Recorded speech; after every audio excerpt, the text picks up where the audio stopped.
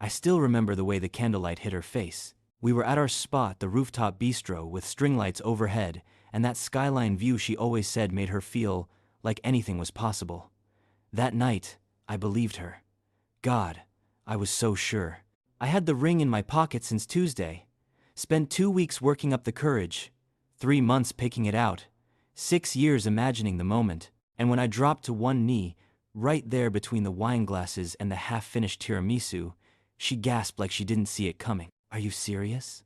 she whispered, hand over her mouth. "I've never been more sure," I said, holding up the ring like a promise. She stared for what felt like a lifetime, and then nodded, breathless. "Yes, yes, course I'll marry you." The couple next to us clapped. Some woman even teared up. I think I did too. She reached across the table and squeezed my hand. "I didn't know you were planning this," I laughed. That was the point. I paid the bill while she excused herself to the restroom. My hands were shaking, but in a good way. The waiter brought over 2 glasses of champagne in the house. I raised mine up when she came back, and we toasted. Her eyes looked glossy. I thought it was from the emotion. Now I know better. A minute later, she leaned over to grab her phone and smiled to herself. Just for a second. But I noticed it. You always notice little things when you love someone. "Everything okay?" I asked, trying to sound casual. "Yeah, just my sister," she said, slipping her phone face down on the table. That's when the first little crack formed in the glass. We walked out into the cool night air. She looped her arm through mine. I should have been floating, but something, I don't know, something in me felt weird.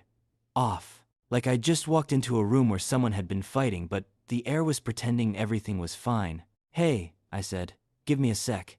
I gotta hit the restroom before we drive." "Okay," she said, still scrolling her phone, thumb moving fast. I walked into the bathroom, locked the stall door, and just stood there. I wasn't even sure I needed to pee. I just needed a second. A beat. I remember looking at myself in the mirror while washing my hands. My face looked different, like I didn't recognize the guy staring back. And when I walked back out, I saw her sitting on the bench just outside the door, her phone lit up in her lap. She was texting and smiling. I slowed my pace, quieted my steps. I didn't mean to read it. I swear I didn't. But as I got closer, the screen glowed like a flashlight in the dark. "He just proposed." I said yes. "I know. I didn't expect it either.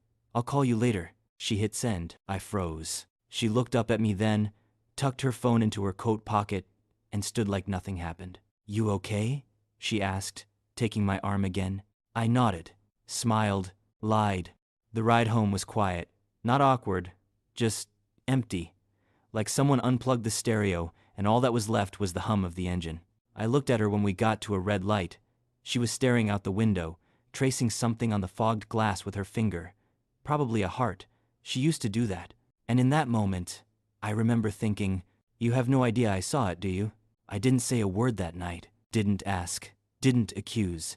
Didn't cry. I just lay next to her in bed, her ring hand resting on my chest, and I couldn't feel a thing. You know the sickest part? I wasn't always this suspicious.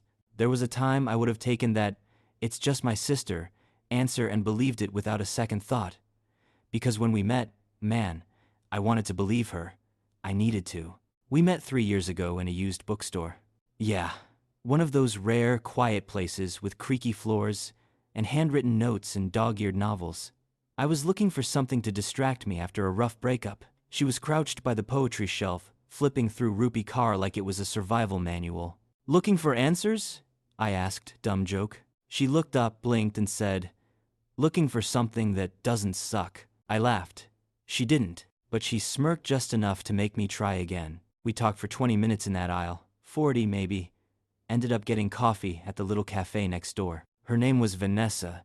She was warm in a way that didn't feel fake, said what she meant, asked deep questions like she wanted to know you, and I hadn't felt that from anyone in a long time. "You're different," I told her that day. She rolled her eyes. "Guys always say that when they want to sleep with you." "I mean it," I said. And somehow, she believed me. I found myself texting her every day after that.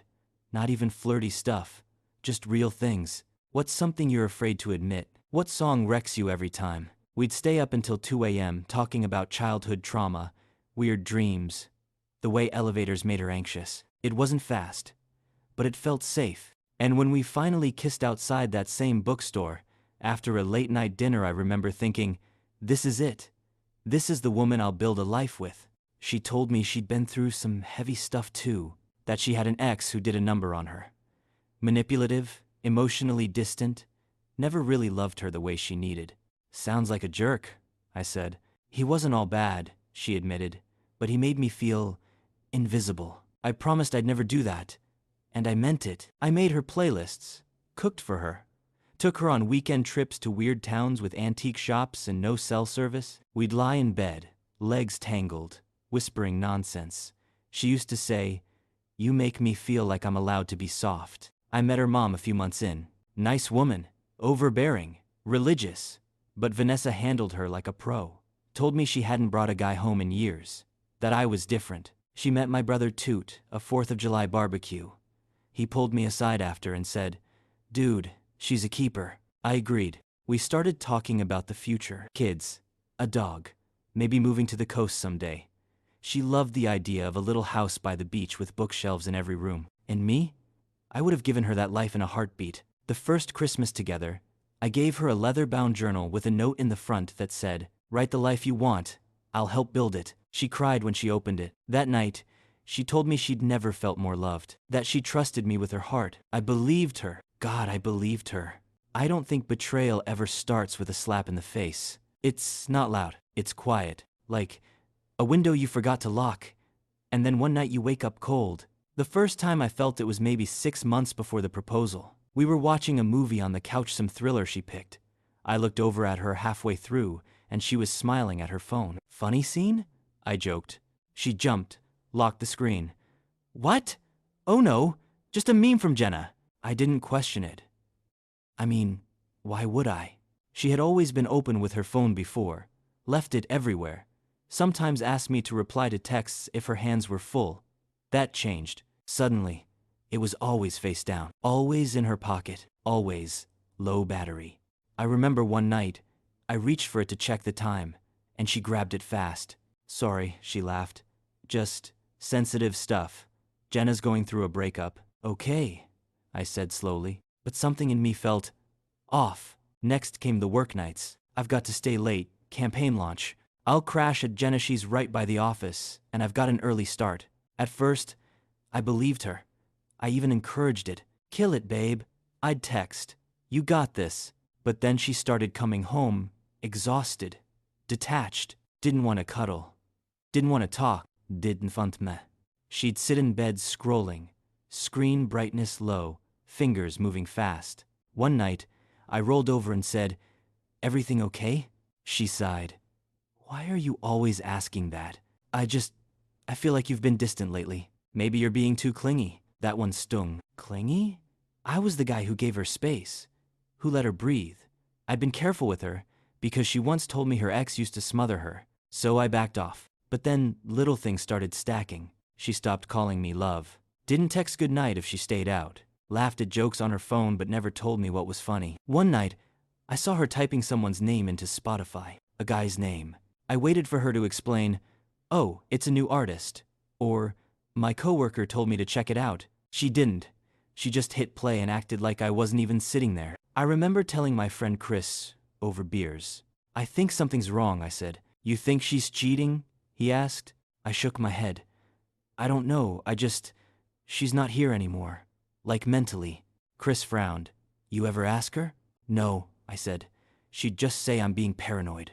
Chris looked me dead in the eye and said, "Sometimes people call you paranoid when they're trying to hide the truth." That line stuck with me. A week later, we were driving home from her friend's engagement party. She was quiet. I was driving. "Do you still love me?" I asked, out of nowhere. She flinched, like I slapped her. "What kind of question is that?" "I don't know. Just feels like you're somewhere else lately." She stared out the window. "I think you need to talk to someone." "What?" "Like, therapy. You've been insecure lately, and it's not fair to project that onto me." I went silent.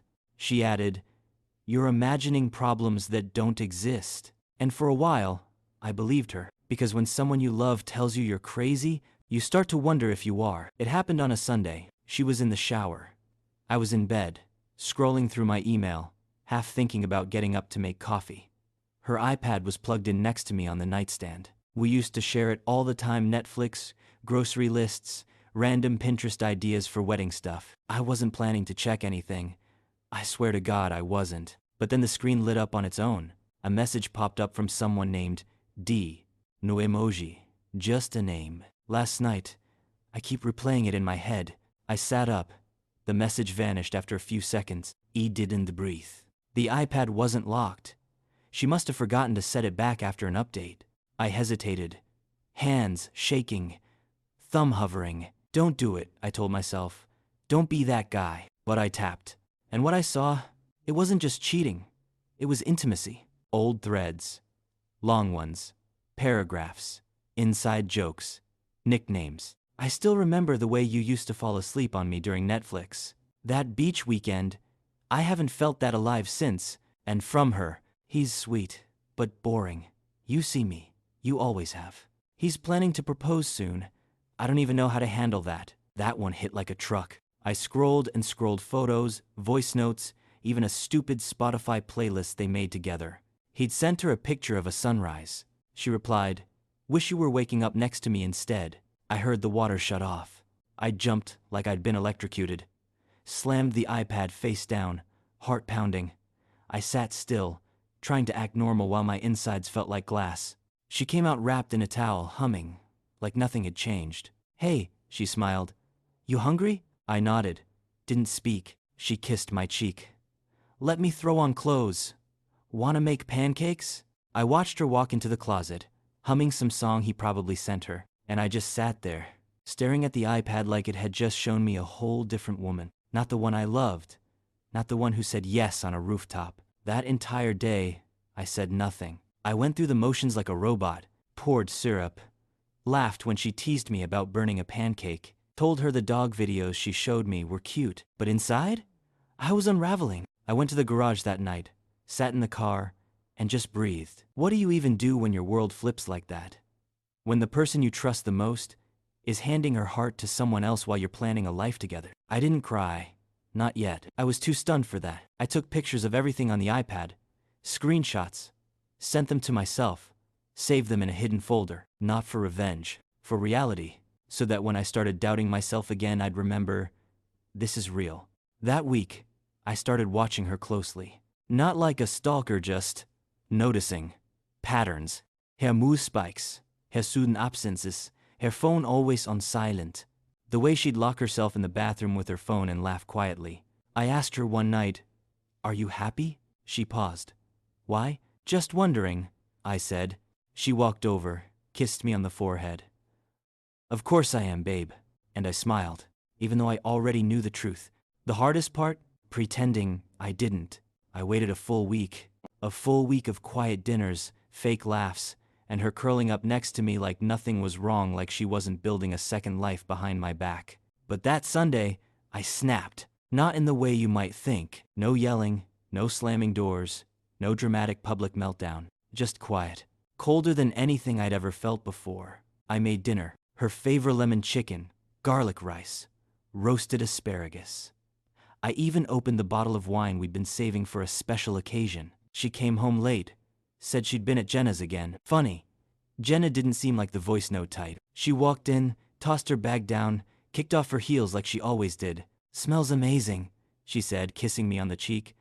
"What's the occasion?" "Just wanted to cook for you," I said. "Been a while." She smiled. "I like this version of you." We sat down, ate, talked, laughed. Or rather, I watched her laugh, like a scientist studying a stranger. She sipped her wine and sighed. "You've been better lately, more relaxed. I'm proud of you." That did it. That line, "Proud of me?" I said, still smiling. "Yeah," she nodded. "I know you've been anxious and, well, kinda overthinking things, but lately you've seemed more like yourself." I pushed my plate aside, folded my hands. "Do you love him?"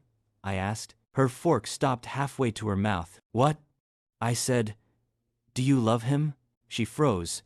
Her eyes darted toward the living room where her phone was charging on the counter. "Who are you talking about?"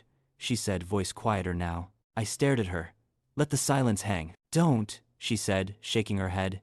Don't ruin this night with one of your episodes. Vanessa, I said, calm as ice. I read the messages. She blinked.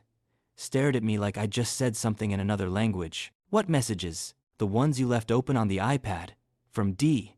From the man you've been texting at 2 a.m. The one you wished woke up next to you instead of me. Her face drained of color. Her mouth opened then closed. You went through my iPad? She whispered. I didn't have to. It popped open on its own. You left the door unlocked. I just walked through. She pushed her plate back. This is insane. Is it? I said, pulling out my phone and sliding it across the table. These screenshots? Are they fake? She stared down at the screen. Scrolled once. Twice.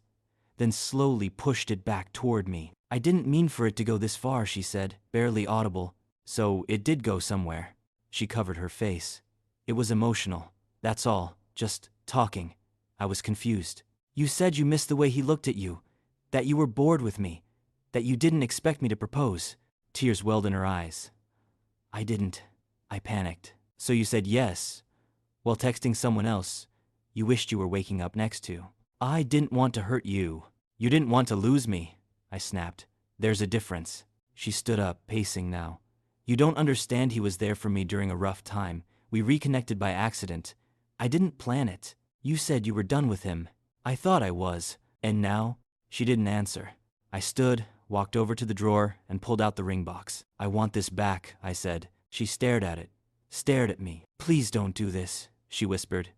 Can we just work through this? I shook my head. I already did. While you were pretending to be mine, I was figuring out how to stop being yours. She broke then, sat down, cried. I didn't want to lose you, she kept saying. I didn't want to lose you. I left the ring box on the table. Didn't slam the door. Didn't curse. Didn't make a scene. I just walked out, because the second someone looks you in the eye and lies like that, it's not love anymore. I didn't sleep that night. Not because I was broken. Not anymore. I think a part of me had already been grieving her for weeks, maybe months.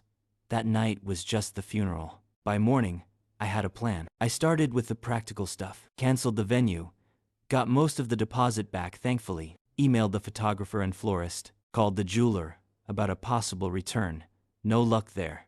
Custom setting. While I was doing all that, she texted. Please, can we talk? I made a mistake. He didn't respond. She tried again 2 hours later. You don't have to forgive me right away. I just need you to hear me out. Still nothing. That afternoon I packed my things. I'd been living at her place the last year, but half the stuff in that apartment was mine, so I boxed up what I cared about, left the rest. I didn't slam anything. Didn't leave angry notes. Just took my dignity and walked out the door. Before I left, I opened her laptop, sent an email to myself with one of her more incriminating threads, not to share, not to leak, just in case she tried to twist the story. And then I sent one message to her mother. She always said they were close, that her mom was her best friend. So I figured she deserved to know the kind of honesty her daughter believed in. It was simple. Hi. I wanted to reach out respectfully. I've ended things with Vanessa. I found months of messages between her and another man, including one sent the same night I proposed. I thought you should know why I won't be around anymore. That's it. No drama. No slander. Just truth. Her mom replied less than an hour later. I'm so sorry. I don't even know what to say. You didn't deserve this. Neither did I. The next few days, she blew up my phone. Text after text. Voice notes. Missed calls. Some were angry. Some were crying. Some were guilt-tripping. I made one mistake. You're just going to ghost me? We were happy. Doesn't that count for something? He meant nothing compared to you. You don't even want to talk once? That's not fair, but here's the thing about closure. You don't owe it to someone who broke your trust. My favorite message was the last one. You're really not going to fight for me? No, Vanessa. Because you should never have to fight for someone who was supposed to be in your corner. I changed my number. Blocked her on everything. Told our mutual friends I wasn't interested in updates. And then I disappeared. Took a solo trip with what would have been our honeymoon deposit. Didn't post about it. Didn't make it a flex. Just breathed. For the first time in months, I sat on a quiet beach one evening, drink in hand, and watched the sun drop behind the horizon. And I realized something. I didn't feel hollow. It felt light. Because the truth is, when someone shows you who they really are, Walking away isn't weakness. It's power. The first week without her was weird. Not painful. Not even angry. Just quiet. The apartment I moved into was small. Half the space, none of the history. But it was mine. No perfume lingering on pillows. No makeup brushes on the counter. No passive-aggressive notes stuck to the fridge. Just silence. And honestly, it was beautiful. I'd wake up to the sound of birds instead of her alarm. Make coffee without bumping into anyone. Read a book without pretending I wasn't checking to see if she was texting Jenna again. The withdrawals hid in strange moments, like reaching for my phone to send her something funny, or hearing a song that used to play in her car and instinctively smiling before remembering. She texted 3 times that week. Blocked number, obviously, but the iPhone still showed fragments. Are you really never going to talk to me again? I miss you. Cacked up. I know. You promised you'd never leave me. I didn't answer. Because I already had talked to her. Every time I stayed up trying to trust her again. Every time I swallowed doubt. Every time I gave her the benefit of the doubt, and she gave me silence in return. I had said plenty. She just wasn't listening then. I saw her once. By accident. A few weeks later, at a farmer's market near my new place. She didn't see me. She was with someone. I didn't recognize him. Tall guy. Looked like a yoga instructor or a travel vlogger. She laughed at something he said, and for a second, I felt nothing. No pain. No jealousy. Just a weird kind of closure. She could be anyone's now, and I didn't care. Later that night, I sat on the couch, sipping cheap red wine and watching some dumb documentary. My phone buzzed. A friend had sent me a screenshot. Vanessa had posted a quote on her Instagram story. Sometimes we ruin the best thing that ever happened to us, and we don't realize it until it's too late. I stared at it, smirked, took another sip. It was too late, yeah, but not for her. For me, it was finally the beginning. I started working out again, reading again, journaling. I didn't rush into dating, didn't start sleeping around to fill the gap. I let the loneliness stretch, let it teach me what I ignored. I kept rereading something I wrote in my journal that week. She didn't destroy me, she revealed me. I'm the guy who gives second chances even when I shouldn't, but next time, I won't. I used to think forgiveness was about letting someone back in. Now I think it's about letting yourself walk away without looking back. I didn't get the big apology, no tearful speech in the rain, no airport scene, just a few half-hearted texts and a quote slapped on Instagram. But I didn't need it, because the truth? I wasn't waiting for her to fix anything. I was waiting for me, waiting to stop blaming myself, waiting to stop wondering if I'd been too emotional, too clingy, too much, waiting to realize that loyalty isn't weakness, and silence is sometimes the strongest answer you can give. She called me paranoid, said I was insecure, that I needed therapy. Turns out, I just needed distance. I used to lie awake wondering what I missed. Now I lie awake grateful that I finally saw it. The signs, the patterns, the way someone looks at you when they're already halfway out the door. So if you're watching this, and you've got that sick feeling in your stomach, the one you keep ignoring, telling yourself it's just anxiety or stress or trauma from your last relationship, don't ignore it. That feeling, it's your soul knocking. It's the truth whispering. Look closer. And if you do look closer, and what you find makes your chest cave in and your hands shake, good. That means you're still alive, still capable of caring, still brave enough to walk away with your dignity intact. She said yes when I proposed. And then, minutes later, she texted another man. I didn't yell, he didn't fight. I just left. Because sometimes the loudest thing you can do is say nothing at all. If you've ever trusted someone too much and got burned for it, I see you. Hit subscribe for more stories like this.